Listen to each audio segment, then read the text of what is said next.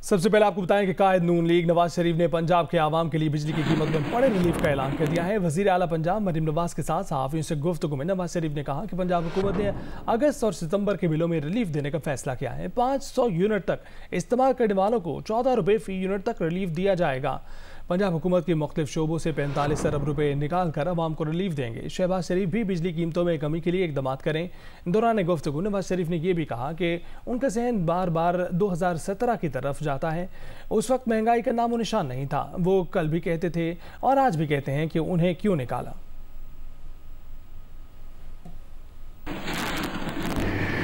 इसलिए इन्होंने अगस्त और सितंबर के महीनों में बिलों में फौरी रिलीफ फ्राहम करने की कोशिश की है और रिलीफ पैकेज प्रिपेयर किया इन्होंने, और वो रिलीफ जो है ये अपना देंगे जो कि इंशाअल्लाह 0 से 500 यूनिट कंज्यूम करने वाले जो लोग हैं, बिजली के बिलों में से 14 रुपये जो है वो कम करके बिजली के बिल तैयार किए जाएंगे और लोगों तक वो फिर दिया जाएगा, जो कि एक बहुत बड़ा रिलीफ है। इन्होंने अपने मुख्तलिफ शोबों से जो है वो अपने अखराजात को कम किया है। इन्होंने कटौतियाँ की हैं बहुत सारी जगहों पे, तरक्याती फंड्स को कम करके इस तरफ इन्होंने मुंतकिल किया है। और मैं यही कहना 14 रुपये पर यूनिट बिजली के रेट को कम किया जाएगा। शाबाश मरियम, माशाअल्लाह, अल्लाह ताला कबूल फरमाए, बहुत अच्छी बात है। और ये जितना भी ये रिलीफ है जो हो सका है इन्होंने किया है। वज़ीर आज़म शहबाज शरीफ ने वज़ीर आला पंजाब मरीम नवाज शरीफ के बिजली सार्फिन के लिए तारीखी रिलीफ पैकेज का खैर मकदम करते हुए इसे आवाम दोस्त एहसन इकदाम करार दिया है। बयान में शहबाज शरीफ ने कहा है कि नवाज शरीफ की हिदायत पर कलमदान संभालते ही अवामी रिलीफ को हुकूमत की अवलीन तरजीह रखा। वफाकी हुकूमत की तरक्याती बजट से 50 अरब काट कर बिजली की कीमतों में रिलीफ दिया। हमारे दिए गए रिलीफ से 200 यूनिट वाले सार्फिन मुस्तफ़ीद हो रहे हैं। बिजली की कीमतों में कमी के देर पा हल के लिए काम हो रहा है और हर मुमकिन कोशिश कर रहे हैं। मुआशी इस्तेहकाम के बाद बहुत दुरुस्त समत की तरफ गामजन है।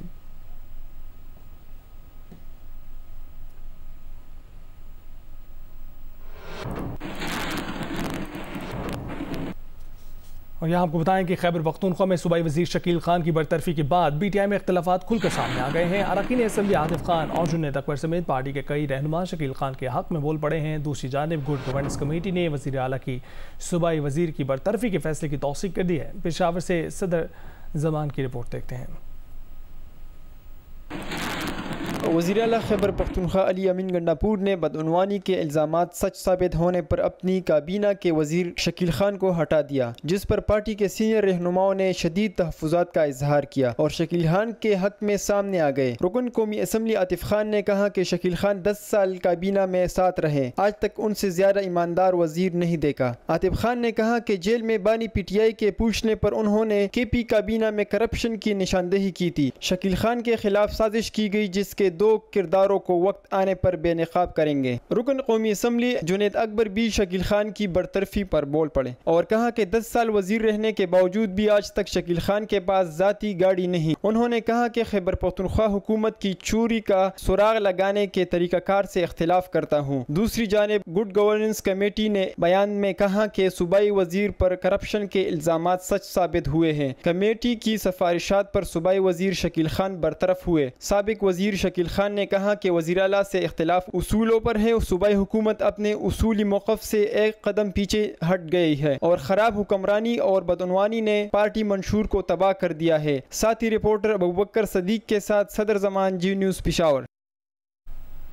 खैबर पख्तूनख्वा काबीना से हटाने के मामले पर बरतरफ वजीर शकील खान और वज़ीर आला अली अमीन गंडापुर की शदीद तल्ख कलामी हुई थी। PTI के पार्लिमानी व्हाट्सएप ग्रुप में 1 घंटे तक तल्ख जुमलों का तबादला जारी रहा। अली अमीन गंडापुर और शकील खान ने एक दूसरे पर करप्शन के इल्ज़ामात लगाए।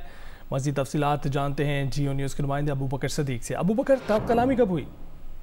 देखिए जी, तलख कलामी जो है ये गुज़िश्ता रात हुई थी बरतरफ वजीर शकील खान और वज़ीर आला खैबर पख्तूनख्वा अली अमीन गंडापुर के दरमियान जो है शदीद तलख कलामी हुई थी। ये तकरीबन गुज़िश्ता रात 1 बजे के करीब जो है पाकिस्तान तहरीक इंसाफ का जो पार्लियामेंटेरियन व्हाट्सएप ग्रुप है, तो बेसिकली ये तलख कलामी जो है उस ग्रुप में हुई थी और ये तलख कलामी जो है इस व्हाट्सएप ग्रुप में 1 घंटे तक जारी रहा और 1 घंटे तक शदीद तलख जुमलों का तबादला जो है वो वज़ीर आला खैबर पख्तूनख्वा और जो बरतरफ वजीर है शकील खान उनके दरमियान जारी रहा। सराय ने बताया कि वज़ीर आला अली अमीन गंडापुर और शकील खान जो है वो एक दूसरे पर करप्शन के संगीन इल्जामात जो है वो लगाते रहे, जबकि साथ ही साथ शकील खान ने वज़ीर आला को बाइख्तियार ना होने का ताना जो है वो भी दिया है। सराय ने बताया है कि तलख कलामी के दौरान शकील खान ने व्हाट्सएप ग्रुप में ही वज़ीर आला को अपना इस्तीफा भेज दिया, जिस पर वज़ीर आला ने शकील खान को जवाब दिया कि इस्तीफा देने की कोई ज़रूरत नहीं है, मैंने पहले से ही आपको जो है डिनोटिफाई किया है और 15 तारीख को मैंने आपकी डिनोटिफिकेशन का जो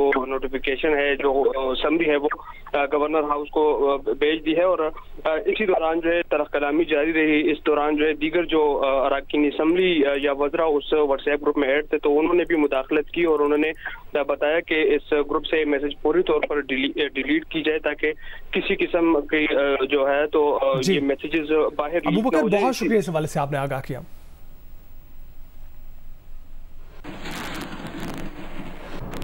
आर्मी चीफ की जानिब से GHQ में ओलंपियन अरशद नदीम के लिए तकरीब का इनेकाद किया गया। Army chief general Asim Munir ने कहा कि अरशद नदीम का कारनामा कौमी फ़ख्र है। अरशद नदीम ने अपने आज़्म इस्तकामत और बेहतरीन कारकर्दगी के जज्बे के बायस ये तमगा जीता है।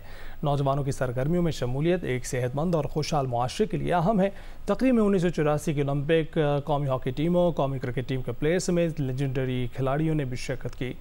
ISPR के मुताबिक army chief general Syed Asim Munir की जानिब से GHQ ऑडिटोरियम में ओलंपियन अरशद नदीम के तारीखी कारनामे को खिराज तहसीन पेश करने के लिए तकरीब का इनेकाद किया गया। आर्मी चीफ ने पाकिस्तान का पहला तलाई तमगा जीतने और एक नया ओलंपिक रिकॉर्ड कायम करने के लिए अरशद नदीम के कारनामे को सराहा। आर्मी चीफ ने खुशहाल पाकिस्तान और बेहतरीन कारकर्दगी के हसूल के लिए न सिर्फ खिलाड़ियों बल्कि पाकिस्तानी नौजवानों की हिमायत और बाइख्तियार बनाने के आज़म का भी अदा किया। इस मौके पर अरशद नदीम ने आर्मी चीफ का शुक्रिया अदा करते हुए चैलेंजेस पर काबू पाने और कामयाबी हासिल करने में मेहनत और साबित कदमी की अहमियत पर जोर दिया। तकरीब में अरशद नदीम के करीबी रिश्तेदारों, साथियों और कोचेज़ ने भी शिरकत की। तकरीब में लेजेंड्स जहांगीर खान, इस्लाहुद्दीन, शहबाज सीनियर, सुहेल अब्बास, मोहम्मद आसिफ और आसामुल हक शरीक हुए। 1984 की ओलंपिक और कौमी हॉकी टीमों, कौमी क्रिकेट टीम समेत street football team, army polo team, बसारत से महरूम क्रिकेट टीम ने भी शिरकत की।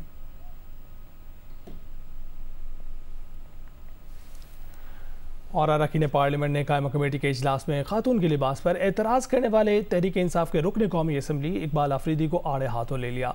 अरकान ने इकबाल आफरीदी की रुकनियत मुअत्तल करने और तहरीक इंसाफ से उनके खिलाफ कार्रवाई का मुतालबा किया है। Chairman power committee Mohammad Idris ने PTI रहनुमा के बयान पर माज़रत कर ली है। ये रवैया ही बिल्कुल गलत है, ना सिर्फ काबिल मजम्मत है लेकिन हरासमेंट के जिम्मे में आता है। अगर मैं उस खातून की जगह होती तो मैं तो फौरी तौर पर कंप्लेंट करती और इनसे माफ़ी मंगवाती और इनको PTI को बल्कि इनसे माफ़ी मंगवानी चाहिए। भाई आपको किसने हक दिया है कि आप आके बाहर किसी प्रोफेशनल खातून के लिबास पर तनकीद करें या तबसरे करें? आप एनर्जी क्राइसिस वहाँ हल करने आए या खवातीन को देखने आए हैं या उनके लिबास को ऊंच नीच पर तनकीद करने आए हैं? आपको किसने बना दिया पुलिसमैन लिबास का वहाँ? ये PTI के लिए कोई नई बात नहीं है क्योंकि इनके जो बानी है, रहनुमा है, आपको याद होगा कि एक रेप केस हुआ था मोटरवे पे कुछ 1-1.5 साल पहले। उसमें उन्होंने खातून के उस मिसहैप को उसको कंडेम नहीं किया, उन्होंने बात की कि खातून का लिबास कैसा था। और अगर आप खवातीन के लिबास के ऊपर आप ये राय रखते हैं तो आपको कोई हक नहीं है कि आप एक कॉन्स्टिट्यूएंसी की जो है वो आप उसके रिप्रेजेंटेटिव हों। आपको असूलन खुद इस्तीफा दे देना चाहिए कि इनको शर्म आनी चाहिए ये बातें करते हैं। इस तरह PTI के मेंबरान की हमेशा से ये ज़हनी और गुलामाना ज़हनियत के हामिल हैं कि वो हमेशा खवातीन को हिरासा करते हैं। वो चाहते हैं कि खवातीन को कंट्रोल करके तालिबानाइजेशन को वो फरोग देते हैं और उनके जहन को कोई भी नहीं बदल सकता क्योंकि वो तालिबानाइजेशन की अक्कासी करते हैं। हम पाकिस्तान तहरीक इंसाफ के MNA इकबाल आफरीदी साहब से मुतालबा करते हैं कि वो फिल फॉर हमारी पाकिस्तान की बेटी से और पाकिस्तान की तमाम खवातीन से फिल फॉर माफ़ी मांगे। उनको कोई हक नहीं पहुंचता है किसी के लिबास पे तनकीद करने का। अगर उनको किसी चीज़ का ख्याल रखना है तो वो अपनी नज़रों का ख्याल रखें, अपने किरदार का ख्याल रखें, अपने गिरेबान में झांकें। मैं इसकी शदीद मजम्मत करता हूँ। मैं स्पीकर साहब से मुतालबा करता हूँ, सरदार फयाज सादिक साहब से, कि फौरी तौर पे इस रुकन की जो मेंबरशिप है वो मुअत्तल की जाए। वफाकी वज़ीर इत्तलात अतातारा ने कहा है कि ख़वातीन को हिरासत करना किसी भी सूरत काबिल कबूल नहीं है। वज़ीर इत्तलात अतातारा ने कहा है कि कायमा कमेटी के इजलास में खातून को ज़दकोब करने के वाक़े की मज़म्मत करते हैं। तहरीक इंसाफ ख़वातीन के लिए तहरीक नाइंसाफ बन चुकी है। तहरीक इंसाफ इकबाल आफरीदी के ख़िलाफ़ एक्शन ले। हमारे मुआशरे में ख़वातीन को पहले ही बहुत सी मुश्किलात का सामना है। ये तहरीक इंसाफ की फस्तायत है जो खुलकर बाहर आ रही है। इंसाफ का तकाज़ा है कि इस हमले पर इकबाल आफरीदी की पार्टी रुकनियत मुअत्तल होनी चाहिए।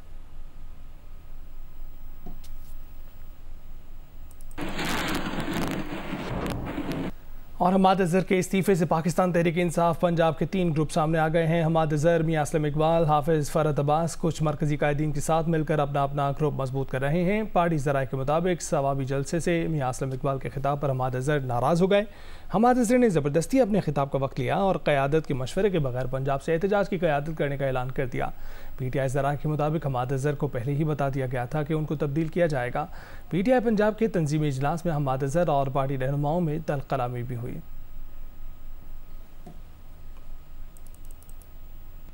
और हैदराबाद में 76 साल बाद पहली वफाकी यूनिवर्सिटी में दाखिलों का आगाज़ कर दिया गया है। फॉर्म जमा कराने की आखिरी तारीख 8 सितंबर है।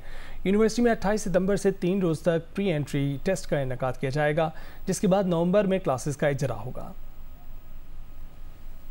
वफाकी हुकूमत ने सिंध के दूसरे बड़े शहर में Hyderabad institute for technology and management sciences के नाम से वफाकी यूनिवर्सिटी कायम कर दी। हैदराबाद के शहरियों के लिए वफाकी और सूबाई सतह पर सरकारी यूनिवर्सिटी का कायम का मुतालबा हमेशा देरीना रहा। ताहम तालीम जैसे शोबे को सियासत की भेंट चढ़ा दिया गया। MQM पाकिस्तान के रुकन सिंध असम्बली साबिर हुसैन कायम खानी कहते हैं कि हुकूमत ने हैदराबाद में वफाकी यूनिवर्सिटी MQM पाकिस्तान के मुतालबे पर कायम की है। सिंध में पीपल्स पार्टी के मुरशह हुकूमत ने वफाकी यूनिवर्सिटी के लिए कोसार जोन में 100 एकड़ जमीन पहले ही अलाट कर चुकी है। ताहम हैदराबाद में वफाकी यूनिवर्सिटी की दरस तदरीस का अमल लतीफ़ाबाद कोसार में कायम यूथ हॉस्टल में आर्जी बुनियादों पर शुरू किया जा रहा है। दाखिलों के लिए ऑनलाइन फॉर्म भरे जा रहे हैं। वफाकी यूनिवर्सिटी की इंतजामिया का मौक़िफ़ है कि पहले मरहले में जदीद तकाज़ों को मद्देनज़र रखते हुए इंफॉर्मेशन टेक्नोलॉजी से मुंसलिक शोबे कायम किए गए हैं। इब्तिदा में 200 दाखिले दिए जाएंगे। दाखिलों का अमल शुरू कर दिया है। ये एकेडमिक जो बाकायदा है वो इंशाल्लाह नवंबर के पहले हफ्ते में शुरू हो जाएगी। सॉफ्टवेयर इंजीनियरिंग और कंप्यूटर साइंस है। स्पेशलाइजेशन की तरफ जाएंगे जिसमें computer science general, artificial intelligence, cyber security and data sciences, ये इन चीज़ों में हम स्पेशलाइज कराएंगे। वफाकी हुकूमत की जानिब से Hyderabad institute for technology and management sciences का क़याम बिलाशुबा अहसन कदम है। तमाम नौजवान IT के शोबे में अपनी सलाहियतों को मनवा कर मुल्क कौम को नाम रोशन कर सकते हैं। तो हम इसके लिए नौजवानों को मेहनत करना होगी। कैमरामैन कादिर शकील के साथ हामिद शेख, जियो न्यूज़, हैदराबाद। और पंजाब, बलूचिस्तान, गिलगित बल्तिस्तान और खैबर पख्तूनख्वा के मुख्तलिफ इलाकों में हल्की और तेज़ बारिश का सिलसिला जारी है। पंजाब में मूसलाधार बारिश के बायस बेशतर इलाके ज़ेर आब आ गए। मुल्तान, फैसलाबाद, भावलपुर, भावलनगर, रहीम यार खान समेत मुख्तलिफ इलाकों में मूसलाधार बारिश से नशेबी इलाके ज़ेर आब हैं। सड़कें नदी नालों का मंजर पेश कर रही हैं। फैसलाबाद में मकान की छत गिरने से 2 अफराद, बुरेवाला में करंट लगने से एक खातून जाँ भाग हो गयी। नारोवाल, नाला बसंतर में किसान डूब कर जाँ भाग हो गया। बलूचिस्तान के जिला कोहलू, हरनाई, सिब्बी, बुलान, झलमक्सी और नसीराबाद में मूसलाधार बारिशें जारी हैं। नशेबी इलाके ज़ेर आब और राब्ता सड़कें मुतासर हैं। चमन, तोबा चकजई, ज़ियारत, किला अब्दुल्ला, तोबा काकड़ी में भी मूसलाधार बारिशें जारी हैं। बालाई इलाकों में सैलाबी सूरत हाल होने से राब्ता सड़कें मुतासर हैं। चमन में पानी घरों में दाखिल, कच्चे मकानात मुतासर, साइन बोर्ड्स, बिजली के खंभे गिर गए, दरख्त उखड़ गए। अपर कोहिस्तान के इलाके बरसेन में चेयर लिफ्ट की रस्सी टूटने से 3 अफराद दरिया सिंध में गिर गए। तलाश के लिए रेस्क्यू ऑपरेशन पानी के तेज बहाव और अंधेरे के बाइस रोक दिया गया। स्तोर में सैलाबी रेलों से मुतादिद गाँव मुतासर हुए हैं। वाटर चैनल और बागात तबाह हो गए, मुतादिद मवेशी भी बह गए। फीना गांव के दोनों राब्ता पुल बह जाने से 3 गांव का जमीनी राब्ता मुनक़ता है। मोरो दादू पुल के मकाम पर दरमियाने दर्जे की सैलाबी सूरत हाल बरकरार है। 105 देहात में पानी दाखिल हो गया। 20 राब्ता सड़कें ज़ेरे-आब होने से दादू शहर से जमीनी राब्ता मुनक़ता हो गया। तिल, कपास और दीगर फसलें भी पानी में डूब गयीं। Welcome back. Speaker Punjab assembly Malik Mohammad Ahmad Khan ने कहा है कि जनरल कमर जावेद बाजवा किसी सूरत दूसरी एक्सटेंशन नहीं चाहते थे। वो पहली तौसी को गलत और दूसरे को जुर्म करार देते थे। जनरल कमर जावेद बाजवा जनरल साहिर शमशाद को आर्मी चीफ बनाना चाहते थे, ताहम वो जानते थे कि हुकूमत जनरल आसिम मुनीर को आर्मी चीफ तैनात करना चाहती थी। जनरल बाजवा ने मामला हुकूमत पर छोड़ दिया था। स्पीकर पंजाब असम्बली का तफसीली इंटरव्यू प्रोग्राम जिरगा में हफ्ते की शब 10 बजे नशर किया जाएगा। दूसरी मरतबा की एक्सटेंशन उन्होंने मांगी थी जनरल बाजवा ने। जनरल बाजवा की ये इसरार था और कोशिश थी कि जनरल साहिर शमशाद मिर्ज़ा, इस बात पे था एक बहस, ये मैं ख़ालिद साहब की इस बात को बिल्कुल मुकम्मल तौर पे डिनाई नहीं करता, लेकिन उनकी ये इन्फ्रेंस के वो मुकम्मल तौर पे ख़ुद ये लेना चाहते थे अपना दिस एक्सटेंशन। इस पर तो मैंने उनसे ख़ुद पूछा, मैंने कहा जी, तो उन्होंने कहा कि if first was the mistake, second would have been crime. General Bajwa ने अपने एक्सटेंशन के बारे में कहा, ये उनके मैं कोट अनकोट कह रहा हूँ। और साथ उन्होंने मुझे ये भी कहा कि I am an old soldier, I have had my time and old soldiers fade away. मेरे पीछे जनरल्स की लाइन लगी है, मैं इंस्टीट्यूशन का बुरा कैसे कर सकता हूँ। एंड आई नो कि गवर्नमेंट चाहती है, प्राइम मिनिस्टर चाहते हैं नंबर 1 को अपॉइंट करना, और वो नंबर 1 जनरल आसिम है। बेशक मैं कह रहा हूँ कि जनरल साहिर शमशाद मिर्ज़ा, और वो क्वालिफाई करते थे कि प्रेरोगेटिव इस्तेहकाक हुकूमत का है और ये हुकूमत का फैसला होगा, मेरे उस पर नहीं होगी। मैं ये चाहता हूँ कि जो इन्वायरमेंट क्रिएट हुई है पूरे मुल्क में इस वक्त, and which is taking the economy down, जो पॉलिटिकल स्टेबिलिटी को लेके जा रही है, उसमें कॉन्ट्रीब्यूटर्स कोई भी हैं, पॉलिटिकल लोग हैं, हम हैं, जैसे भी हैं, इसको ब्रेक लगे। मैं एक अपनी और आपकी बातचीत से कोई नतीजा इन्फर करने के लिए, कोई राय कायम करने के लिए, या उसको अपनी मर्ज़ी की मीनिंग देने के लिए, मतलब लेने के लिए एक इन्फरेंस कर सकता हूँ उसे। A man can lie but facts cannot. हकाइक तो हकाइक है ना सर, हकाइक सिर्फ 2 हैं। हकाइक ये हैं कि ये एक्सटेंशन नहीं हुई, ए, और हकाइक ये हैं कि जो अपॉइंटमेंट हुकूमत करना चाहती थी वो हुई। यानी आप इस बात पे कायम है कि जनरल बाजवा साहब दूसरी एक्सटेंशन नहीं चाहते थे, उनकी प्रायोरिटी साहिर शमशाद साहब थे। हाँ, लेकिन उन्होंने ये सब कुछ छोड़ा था हुकूमत वक्त पे कि हुकूमत साहिर शमशाद को बनाती है या जनरल आसिम मुनीर को बनाती है, और फिर हुकूमत ने जनरल आसिम मुनीर का फैसला किया। Am I right? Absolutely right. This ends the whole debate. Internet पर फायरवॉल की तनसीब और इंटरनेट स्पीड में कमी के खिलाफ सीनियर सहाफ़ी हामिद मीर ने इस्लामाबाद हाई कोर्ट में दरख्वास्त दायर कर दी है। ईमान मज़ारी को वकील बना लिया है। जियो न्यूज़ के प्रोग्राम आज शाहजेब खानज़दा के साथ में बताया गया कि दरख्वास्त गुजार ने इस्तदा की है कि दरख्वास्त पर फैसला होने तक फायरवॉल की तनसीब का अमल मुअत्तल कर दिया जाए। हामिद मीर का मौक़िफ़ है कि 3 और 4G सर्विसेज की बंदिश से 1.3 अरब रुपए यौमिया का नुकसान हो रहा है। सोशल मीडिया प्लेटफॉर्म एक्स की बंदिश, फायरवॉल की तनसीब से इंटरनेट स्पीड में कमी हुई है, जिससे बुनियादी हकूक़ मुतासर हो रहे हैं।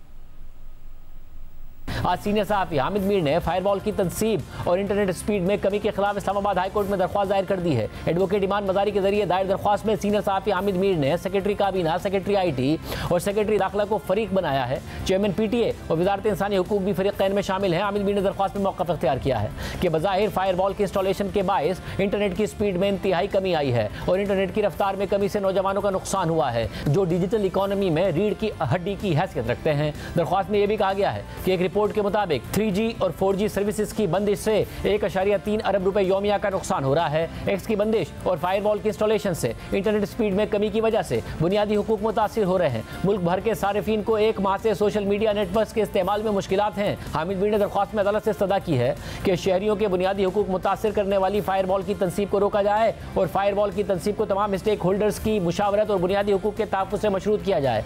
इस्तदा में मज़ीद कहा गया है कि ज़रिया मुआश के लिए इंटरनेट तक रसाई को आइन के तहत बुनियादी इंसानी हुकूक करार दिया जाए और फरीक़ैन से फायरवॉल से मुतालिक मालूमात पर मबनी तफसीली रिपोर्ट तलब की जाए। दरख्वास्त पर फैसला होने तक फायरवॉल की तनसीब का अमल मुअत्तल किया जाए। शहरियों को इंटरनेट तक बिला तात्तुल रसाई को बहाल और यकीनी बनाने की अहकाम जारी किए जाएँ। और पाकिस्तान तहरीक इंसाफ कोर कमेटी ने फैसला किया है कि बानी PTI के केसेस सितंबर तक मुकम्मल करने की कोशिश की जाएगी। पार्टी ने 22 अगस्त को इस्लामाबाद में जलसे का भी फैसला किया है। ज़रा का कहना है कि पार्टी रहनुमाओं ने इस बात पर इत्तफाक किया है कि NOC मिलने या ना मिलने दोनों सूरतों में इस्लामाबाद में जलसा किया जाएगा। कोर कमेटी इजलास में चीफ जस्टिस फाइज ईसा को PTI के मुकदमात से अलग होने की दरख्वास्त करने और हम्माद अज़हर का PTI पंजाब की सदारत से इस्तीफ़ा मंजूर ना करने का फैसला भी किया गया है। और जियो न्यूज़ की खबर पर हुकाम ने एक्शन लेते हुए राशिद मिन्हास रोड पर एक ट्रैक पर लगी कैट आइज़ निकाल दी हैं। 4 दिन कबल जियो न्यूज़ ने ड्रिग रोड स्टेशन से जौहर मोड़ जाने वाले ट्रैक पर नस्ब कैट आइज़ पर रिपोर्ट बनाई थी। खबर में बताया गया था कि किस तरह ये कैट आइज़ गाड़ियों के टायर्स को शदीद नुकसान पहुंचा रही हैं। कई बार बाइकर्स के मुताबिक उनके टायर्स फट चुके हैं। हुक्काम ने मुस्बत रवैया दिखाते हुए एक ट्रैक की कैट आइज़ निकाल दी, लेकिन जौहर मोड़ से ड्रिग रोड स्टेशन वाले ट्रैक पर अब भी कैट आइज़ नस्ब हैं। इसी तरह की कैट आइज़ दारुल सेहत अस्पताल रोड और पोर्ट कासिम जाने वाली नेशनल हाईवे समेत शहर के कई हिस्सों में अब भी नस्ब हैं।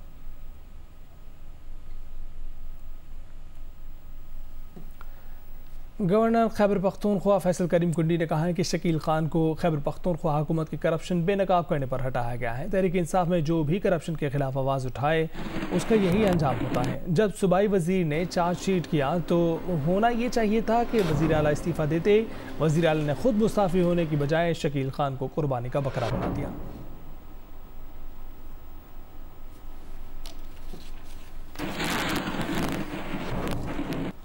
आपको बताएं कि इस्लामाबाद में सैलरीड क्लास अलायंस की जानिब से तनख्वाहों पर टैक्सेस के खिलाफ एहतजाज किया गया है। मुजाहिरीन ने कहा है कि तनख्वाहदार तबके पर हर साल इनकम टैक्स में इजाफा किया जा रहा है। तनख्वाह पर इतने टैक्सेस नाकाबिल कबूल हैं। हुकूमत को अमीरों से टैक्स लेकर गरीबों पर लगाना चाहिए। अमीरों से टैक्स लेके गरीबों पे लगाना चाहिए। गरीबों से हमारी हुकूमत गरीबों से टैक्स लेती है और अमीरों पे लगा रही है। अमीर अमीर तर हो रहा है, गरीब गरीब तर हो रहा है। इस निज़ाम को ख़त्म करना पड़ेगा। हम सारे पढ़े लिखे नौजवान हैं, मिडिल क्लास तबके से, हमें मारो नहीं, हमें ख़त्म नहीं करो। इन बच्चों के फ्यूचर की खातिर हमारा टैक्स कम करो। जो हमें इंक्रीमेंट लगते हैं, जो इंक्रीमेंट मिलते हैं, वो इस किस्म के लगें कि हमें उसका फ़ायदा भी हो। वो इंक्रीमेंट का 90% जो है हमारा टैक्स में चला जाता है। और टोक्यो समेत जापान के रीजन कांतो को समंदरी तूफान नैम्पल का सामना है। टोक्यो में तूफ़ानी हवाओं के साथ बारिश, तूफ़ानी मौसम के बायस परवाज़ों की आमदरफ़्त मुतासर, सैकड़ों परवाज़ें मनसूख, 1 लाख से ज़ायद मुसाफिर मुतासर होने का खदशा है। टोक्यो और नागोया के दरमियान चलने वाली तमाम बुलेट ट्रेनें भी मनसूख कर दी गई हैं। मुतासर इलाकों से तकरीबन 19,000 रिहायशियों के इनखला के अहकाम जारी कर दिए गए हैं। 2,000 घरों को बिजली की बंदिश का भी सामना है। जापान की मौसमियाती एजेंसी ने तूफ़ान एम्पल को ज़्यादा ताकतवर तूफ़ान का दर्जा दिया है।